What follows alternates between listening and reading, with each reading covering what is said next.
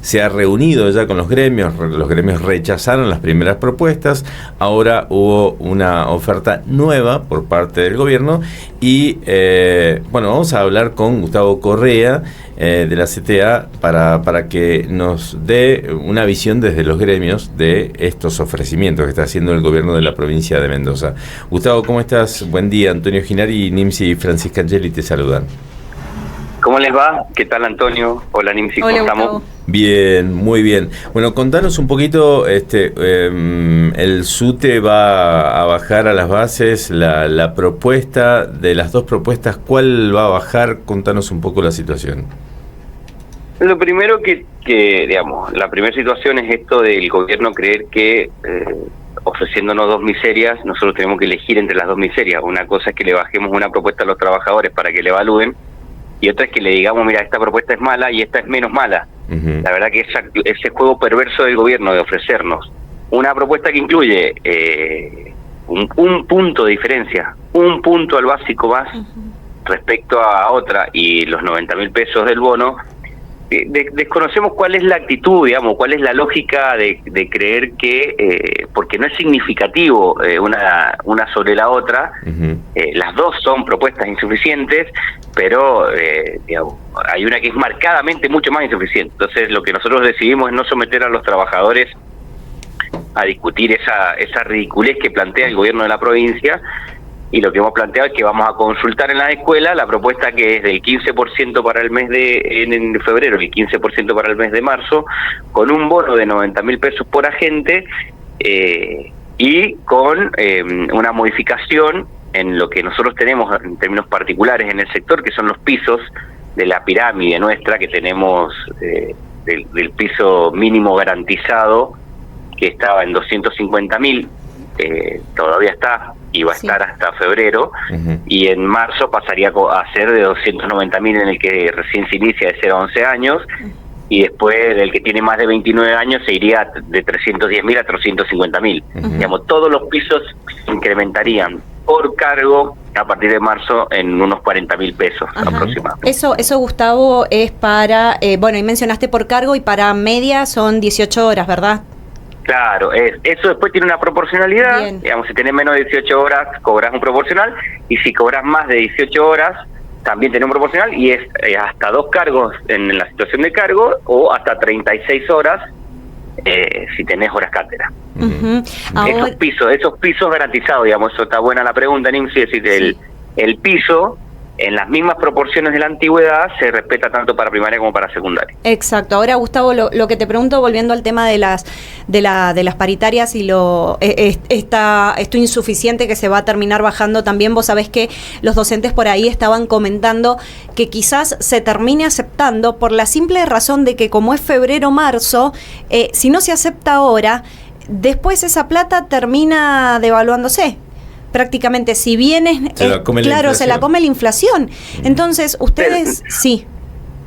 No, sí, digo, en esa misma línea de razonamiento, digamos. Claro. De hecho, lo que nosotros le hemos planteado al gobierno es, el gobierno pretende volvernos a juntar recién en el mes de abril.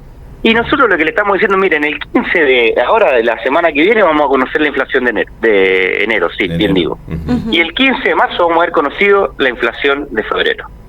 Digamos, no, en ninguno, digamos, más allá de los pronósticos y de algunos agoreros que dicen una inflación u otra, yo de verdad llevamos un año a este ritmo donde te dicen que la inflación va a ser del 17% y termina en el 20 y pico, te dicen que va a ser del 8% y termina en el 15 y pico. Entonces, lo que decimos, miren, digamos, hay que tener un esquema más corto en esto, porque en la misma línea de razonamiento que decías, Nimsi, digamos, es todo muy coyuntural. Nosotros, de hecho, en el mes de febrero nosotros teníamos acordado en el mes de diciembre útiles y vestimenta para el 16 de febrero. Claro. Es decir, que a esto se le agrega, a estos montos hay que agregarle que en febrero los trabajadores de la educación vamos a cobrar vestimenta en el caso de los celadores y útiles en el caso de los docentes. Uh-huh.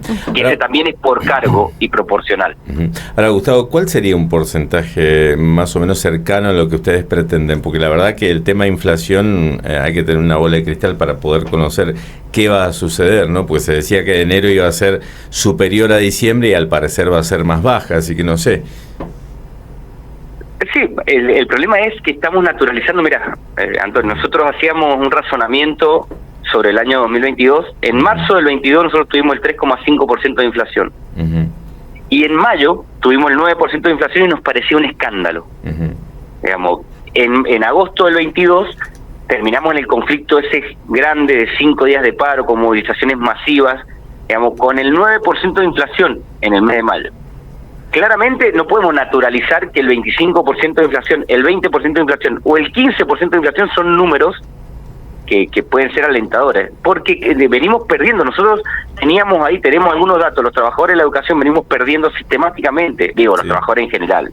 No lo voy a poner solo para no victimizarnos en términos sectoriales, pero digo, los trabajadores venimos perdiendo poder adquisitivo sistemáticamente, porque no hemos, hasta noviembre nosotros veníamos acompañando de una manera la inflación que con diciembre, nos desestructuró todo.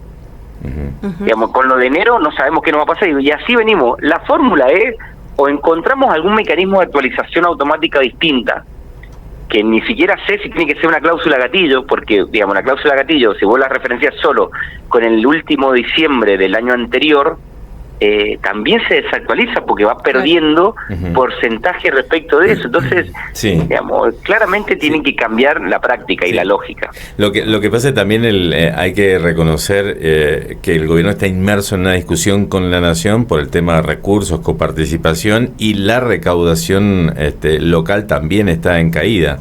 Así es que no sé si los recursos están, asegurados para poder pagar todos esos incrementos. Nosotros lo que le decimos al gobierno cuando habla de recaudación, primero que tienen que hacerse cargo del gobierno nacional, son parte del gobierno nacional,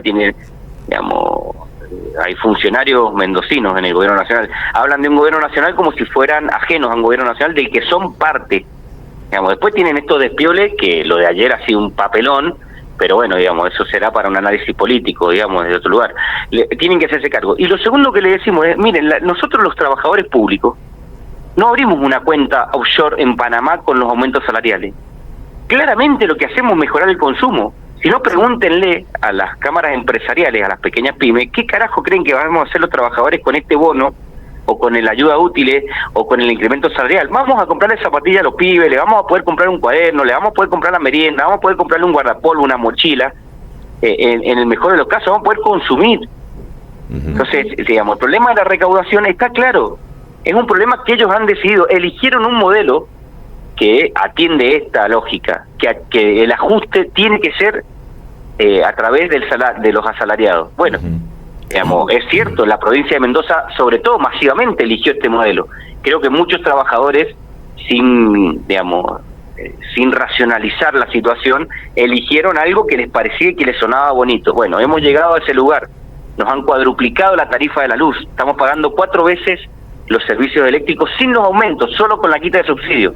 Entonces empieza a haber una pérdida del poder adquisitivo que claramente los modelos neoliberales son de manual, atacan a los jubilados y atacan al asalariado, a los sectores populares. Gustavo, volviendo al tema de la parte del salario, dentro de, no sé si este año tienen previsto armar como una mesa sindical a nivel de los distintos gremios, pero más allá de eso, te pregunto a vos de forma particular y como trabajador también de la educación, ¿empezó a sentirse ese miedo colectivo de que el gobierno no llegue en algún punto a pagar el sueldo?